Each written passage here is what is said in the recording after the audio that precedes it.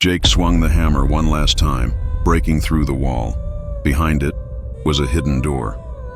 The wood was old and rotting, covered in deep scratch marks and dried blood stains. Thick boards had been nailed across it almost as if something, had tried desperately to seal it shut. Emily stepped closer, her eyes narrowing. "What is this? A secret room?" she asked, her voice barely a whisper. Jake hesitated. His instincts told him to stop, but curiosity got the best of them. Together, they pried off the boards. The last plank hit the floor with a heavy clatter, and the door creaked open. Suddenly, a blast of cold air rushed through the house, carrying the smell of rot and decay. Inside, the room was dark, pitch black except for a single desk in the center. And on that desk was a book. Not just any book. This one was bound in what looked like human skin. Its surface twitched, as if alive. "It's breathing," Emily whispered, horrified. Jake reached out, his hand trembling, and opened the book.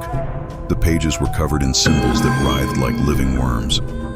The light in the room flickered, and then went out. A guttural chant filled the air as their eyes rolled back and turned solid white. Darkness consumed them.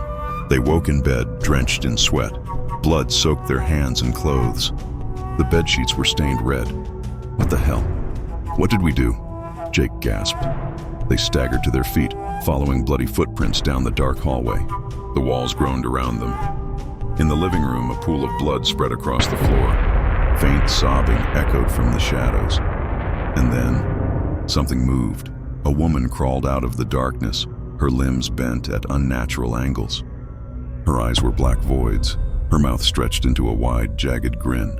"You shouldn't have opened the door," she whispered, her voice hollow and broken. The house trembled. The walls seemed to close in. Jake grabbed Emily's hand. "Run!" he shouted. But the hallway stretched endlessly, warping as the doors disappeared.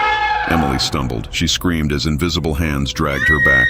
Her nails tore into the wooden floor, leaving deep gouges. Jake spun around just in time to see her head twist 180 degrees. She stared at him with glowing white eyes, her face eerily calm.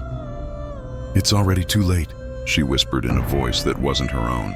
Her body collapsed into a heap as the woman from the shadows rose behind Jake. Her bony fingers reached for his throat. Jake's scream echoed through the house, and then there was silence.